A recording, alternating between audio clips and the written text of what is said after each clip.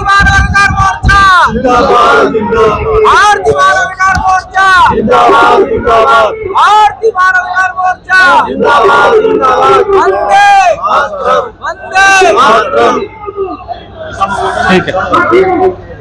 जय किसान जय जवान जय किसान।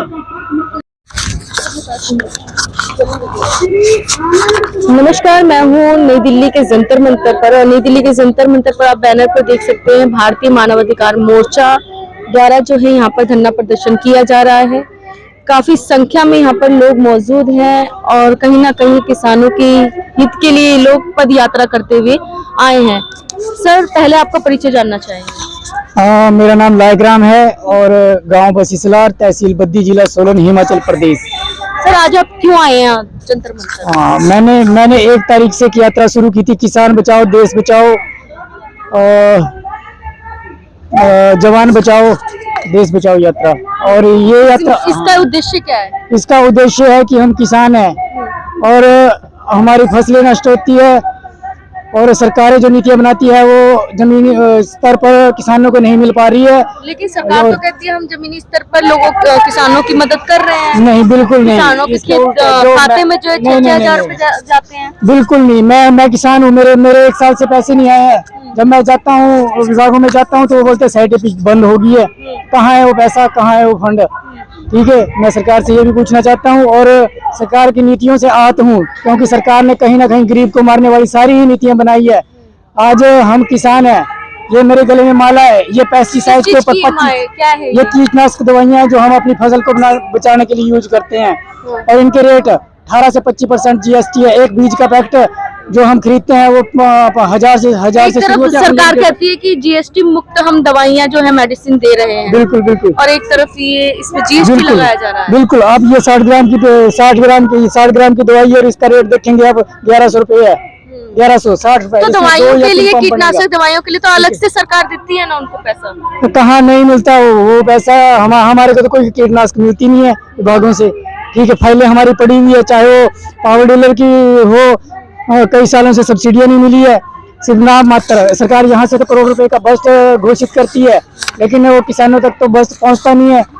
कहीं ना कहीं सरकार की नीतियां फाइलों तक ही सीमित है, लेकिन वो किसान तक पहुँचते। मैं एक बात आपसे कहना चाहूंगी कि सरकार तो अपना सब कुछ जो भी फंड होता है वो देती है, लेकिन बिचौलिए जो होते हैं वो कहीं ना कहीं आपको लगता नहीं है कि उनके तरफ से बिचौलिए कहाँ हो रहा? नहीं, सरकार के द्वारा ही भ्रष्टाचार हो रहा है। कैसे हो रहा है मैं आपको बता रहा हूँ। सरकार तो कहती है ना कि एक आपने कहा, वो सुना भी था राजीव गांधी जी का कि 1 रुपया हम देते तो जाते जाते वो 25 पैसा मिलता है। बिल्कुल। 25 पैसा क्या मिलते हैं? 25 पैसा भी बहुत ही कम। 25 पैसा भी किसी को मिलता है, किसी को तो वो भी नहीं मिलता। 25 पैसा भी नहीं मिलता है। यानी कि कहीं ना कहीं आप लोगों को आपका हक नहीं मिल रहा है, जो किसान है। नहीं मिल रहा है। हम सरकार अभी तो आप पद यात्रा करके आए हैं। मैं पद यात्रा करके आया हूँ और सरकार को ये बताने के लिए आया हूँ कि नीतियों में सुधार करें। आप अब एक तरफ आप कहते हैं कि हमने मजदूर का, किसान का बहुत भला अच्छे के लिए नीतियां बनाई। कहाँ? सरकार क्या करती है? आउटसोर्स कर्मचारी रखे हुए हैं 4500 रुपए में, जबकि सरकार बोलती है हमारा मिनिमम स्केल 9000 रुपये या 10,000 रुपये है।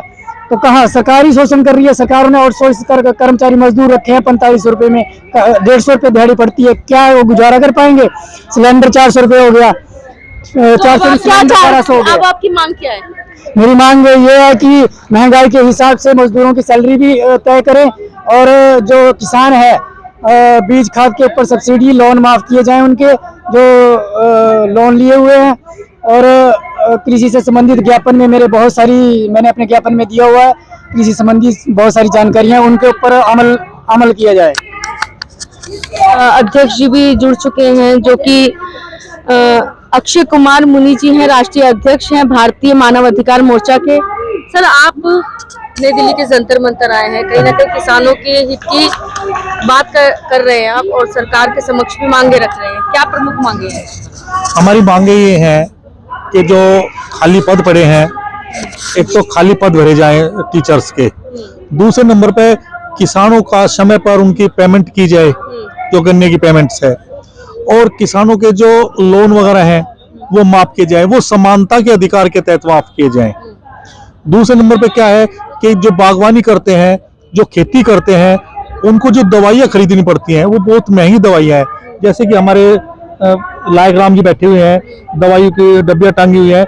एक जो शीशी की जो कीमत है वो जो है 10 या 15 रुपए है, परंतु ये 3,000, 4,000, 5,000 के किसान को पड़ रही है।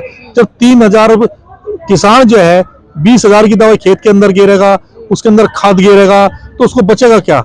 वो तो वही रहेगा कि कुत्ते की हड्डी हो जाएगी, उसको ये खुद ही चबा रहा है, खुद ही खून का स्वाद ले रहा है। किसानों को कुछ नहीं बचता, किसान आत्महत्या करने के लिए मजबूर है। लेकिन कई किसान तो खुश हैं मोदी जी से, वो कहते हैं कि हमारे हित के लिए कर रहे हैं, हमारे खाते में 6-6 हजार रुपए भी आते हैं।